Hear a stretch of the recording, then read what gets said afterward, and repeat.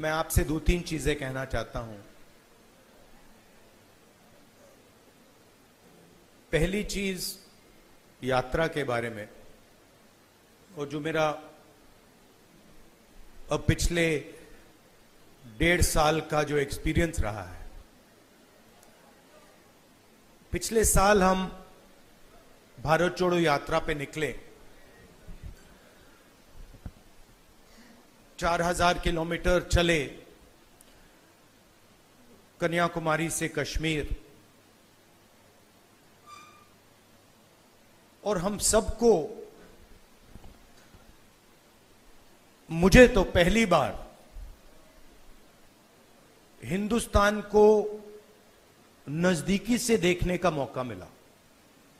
मेरे दिमाग में एक हिंदुस्तान था, एक इंप्रेशन था, और जैसे ही मैं चलना शुरू किया, वो इंप्रेशन टूटता गया, बदलता गया, और अंत में जब मैं कश्मीर पहुंचा, मेरा रियलाइजेशन ये था कि जिस चीज को मैं हिंदुस्तान मानता था वो एक्चुअली हिंदुस्तान था ही नहीं। वो मेरे इमेजिनेशन का हिंदुस्तान था, अनइन्फॉर्म्ड हिंदुस्तान था। और ये जो मैं हिंदुस्तान भारत जोड़ो यात्रा में जिसको देखा है, ये भी एक प्रकार से अनइन्फॉर्म्ड हिंदुस्तान है। ये पहले वाले हिंदुस्तान से बेहतर इन्फॉर्म्ड है, मगर ये भी हिंदुस्तान की समझ नहीं है, सुपरफिशियल है। मगर उस यात्रा में दो चीजें बड़ी क्लियर थी। एक कि हिंदुस्तान नफरत का देश नहीं है, मोहब्बत का देश है। और इस देश में, इसके डीएनए में रिस्पेक्ट, मोहब्बत, ये बहुत गहरा है। तो चलते चलते मेरे दिमाग में यह सवाल आना शुरू हुआ कि अगर यह नफरत का देश नहीं है, यह पहला देश है जिसने इंडिपेंडेंस की लड़ाई मोहब्बत से लड़ी, और कोई देश है ही नहीं। मतलब कहते हैं कि civil rights movement, Gandhi ji की फिलॉसफी, उसने गांधी जी की फिलॉसफी का प्रयोग किया, मगर जो उनको डायरेक्शन किसने दिया? उनको डायरेक्शन गांधी जी ने दिया, हिंदुस्तान ने दिया। साउथ अफ्रीका में मैं गया था, मंडेला जी ने मुझे यही कहा कि हमें जो औजार दिए गए, हमारी फ्रीडम स्ट्रगल के जो औजार दिए गए, वो अफ्रीका के औजार नहीं थे, वो आपके औजार थे, हिंदुस्तान के औजार थे, और वो औजार हमें गांधी जी ने दिए।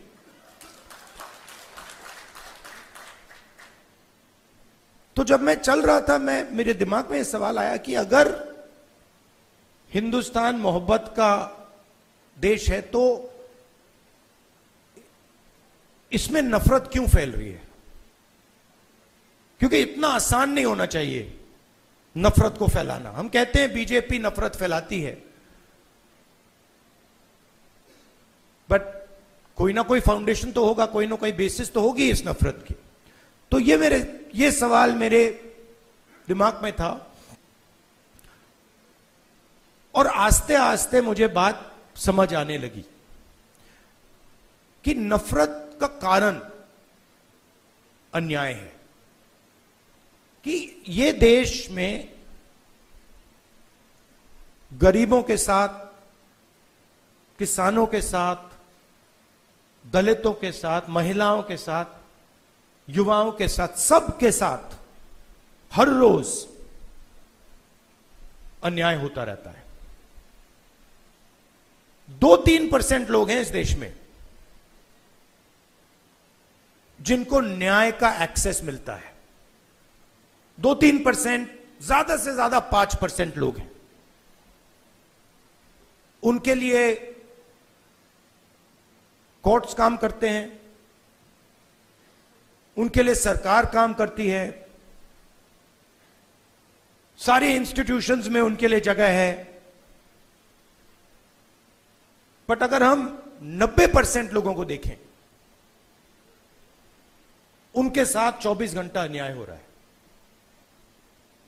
16 लाख करोड़ रुपए 20-25 लोगों का कर्जा माफ हुआ। जीएसटी का पैसा है, जनता का पैसा है, किसानों का पैसा है, मगर किसानों का 1 रुपया माफ नहीं होता है। और मैंने सरकार के अंदर से देखा है,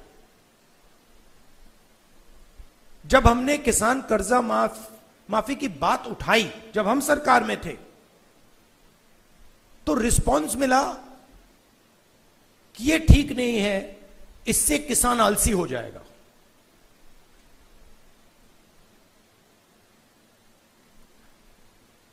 मनरेगा से गरीब व्यक्ति की आदत बिगड़ जाती है। मतलब वो काम कर रहा है, उसको आप उस काम के लिए पैसा दे रहे हो और उसकी आदत बिगड़ रही है। और दूसरी तरफ 20-25 लोग हैं, उनका 16 लाख करोड़ रुपए माफ हो रहा है, उनकी आदत नहीं बिगड़ रही। वो उसको पता नहीं विकास कहते हैं, डेवलपमेंट कहते हैं, प्रोग्रेस कहते हैं, पता नहीं क्या कहते हैं।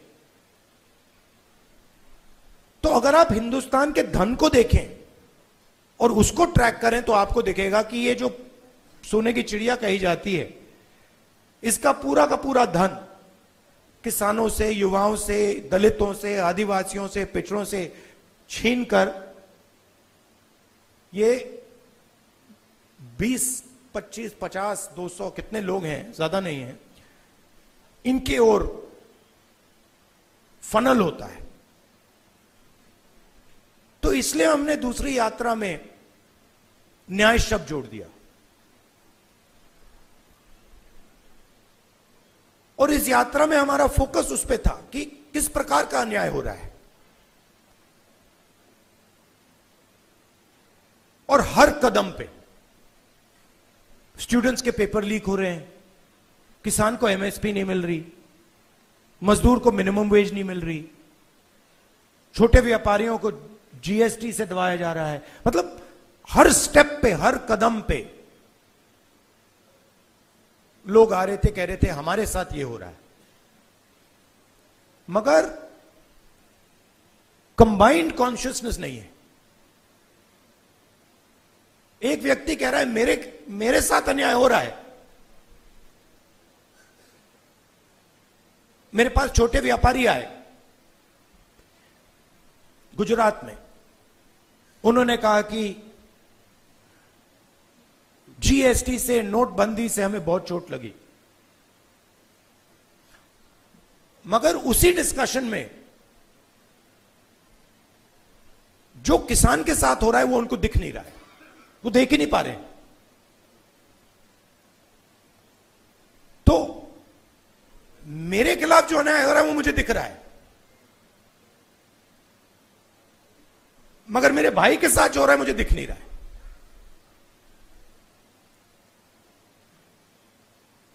तो ये बहुत जरूरी बात है, क्योंकि जब तक आप अपने भाई के साथ जो अन्याय हो रहा है वो नहीं देखोगे, तब तक कोई मूवमेंट खड़ा नहीं हो सकता।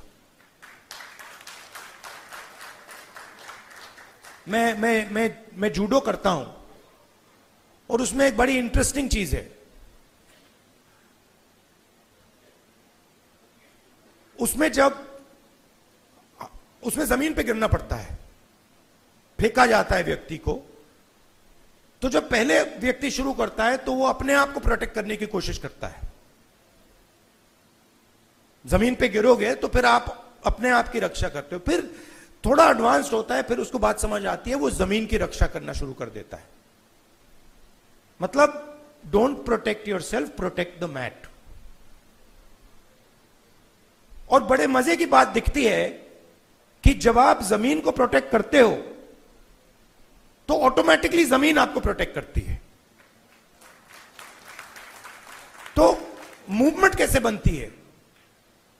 मूवमेंट जब बनती है जब मैं अपने दर्द को छोड़कर मेरे साइड में जो खड़ा है उसके दर्द की रक्षा करना शुरू करता हूं, ऑटोमेटिकली वो मेरी रक्षा करेगा, उसको करना ही पड़ेगा। तो ये एक मेंटल लीप की जरूरत है। सबको दिख रहा है कि भाई किसान को दिख रहा है, मजदूर को दिख रहा है, सबको दिख रहा है, मगर एक दूसरे का दर्द नहीं दिख रहा किसी को। मेरा एक्सपीरियंस है दूसरी यात्रा का। आखिरी बात देखिए, आपने राहुल गांधी का नाम बहुत बहुत बार लिया। कांचा जी मेरे दोस्त हैं, उन्होंने नारे भी दे दिए। ये राहुल गांधी नहीं है, ये हिंदुस्तान में करोड़ों लोगों की फीलिंग है। उनमें से मैं एक हूं और आप मेरे ऊपर फोकस कर देते हैं। बट भारत जोड़ो यात्रा में मैंने अपनी आंखों से देखा, मैं अकेला नहीं चल रहा था, लाखों लोग चले थे मेरे साथ। और एक्चुअली भारत जोड़ो यात्रा की स्ट्रेंथ राहुल गांधी नहीं था। भारत जोड़ो यात्रा की स्ट्रेंथ वो बाकी लोग थे। तो उन पे भी फोकस होना चाहिए। लड़ना हमें एक साथ है। और ये हिंदुस्तान के दो एक्सप्रेशंस के बीच में लड़ाई है। ये राहुल गांधी, मोदी, बीजेपी, कांग्रेस के बीच में लड़ाई नहीं है। हिंदुस्तान के नेचर के अंदर दो आत्माएं हैं और ये उन दोनों आत्माओं के बीच में लड़ाई है। एक आत्मा कहती है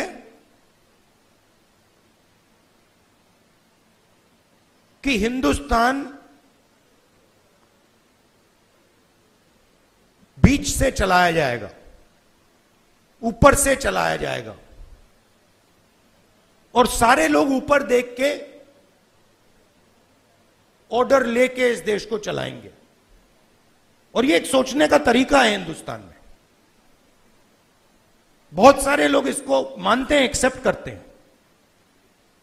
और एक दूसरा तरीका है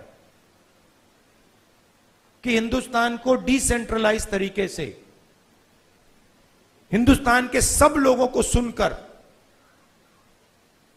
चलाया जाएगा, जिसको हम, अगर आप धार्मिक तरीके से बोलना चाहते हैं, शिव की बारात बोल लीजिए। कि सब लोगों को जगह देके निर्णय लिया जाता है। जैसे योगेंद्र यादव जी अभी बैठे हैं, बड़ी इंटरेस्टिंग बात आपको बताऊं। 3-4 महीने पहले इन्होंने हमें कहा, देखिए हमें ये जो गारंटीज हैं, हमें क्लियरली बता देना चाहिए देश को कि इंडिया गठबंधन आएगा तो क्या करेगा। और आज मैंने इनसे पूछा कि आप बताइए, ये जो हमने गारंटीज देश के सामने रखी हैं, इससे आप खुश हैं? तो इन्होंने कहा मैं खुश हूं, मगर बहुत केओटिक डिस्कशन हुआ। केओटिक डिस्कशन हुआ क्योंकि ये एक्चुअली कांग्रेस पार्टी की, राहुल गांधी की, खारगे जी की इंडिया गठबंधन की गारंटीज नहीं है। ये एक्चुअली हिंदुस्तान की आवाज है। उसको हमने चुन चुन के सुन के निकाला है, उसको रिफाइन किया है। बीजेपी ये काम कर ही नहीं सकती क्योंकि उनका तरीका सेंट्रलाइज है, ऊपर से बोलते हैं। नरेंद्र मोदी जी रेडार की बात करेंगे, सब कुछ नरेंद्र मोदी जी से निकलता है। उनके विजन में और आरएसएस के विजन में ज्ञान एक व्यक्ति के पास है, किसान के पास ज्ञान ही नहीं है, मजदूर के पास ज्ञान ही नहीं है, बेरोजगार युवक को कोई समझ नहीं है। आईआईटी की डिग्री है तो पूरी दुनिया को समझ गया। यह थिंकिंग है। तो इसके खिलाफ हमारी लड़ाई हो रही है। हिंदुस्तान का सबसे बड़ा साइंटिस्ट, जितना उसमें ज्ञान है उतना ही ज्ञान हिंदुस्तान के किसान में है, बस दूसरे तरीके का है।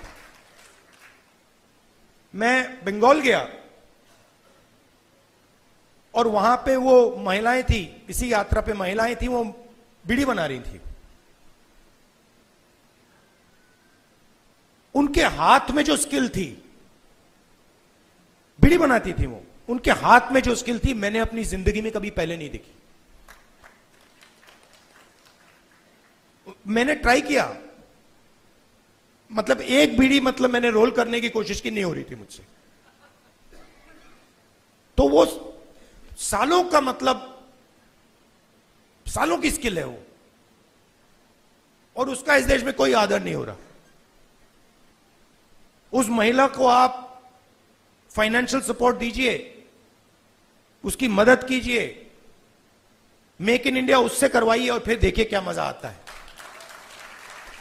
तो ये दो अलग तरीके की सोच की लड़ाई है। इसमें हम सब एक साथ लड़ रहे हैं। बहुत अच्छा लग रहा है और घबराने की कोई जरूरत नहीं है। ये आप मत सोचिए कि बीजेपी आ गई, कॉन्स्टिट्यूशन को खत्म कर देंगे, ये कर देंगे, कुछ नहीं, इनमें इतना दम नहीं है, ये नहीं कर सकते। ये इन्होंने मीडिया को कैप्चर कर रखा है, ये आवाज बहुत करते हैं, मगर सच्चाई और हिंदुस्तान हमारे साइड है। धन्यवाद। न्याय का हक मिलने तक।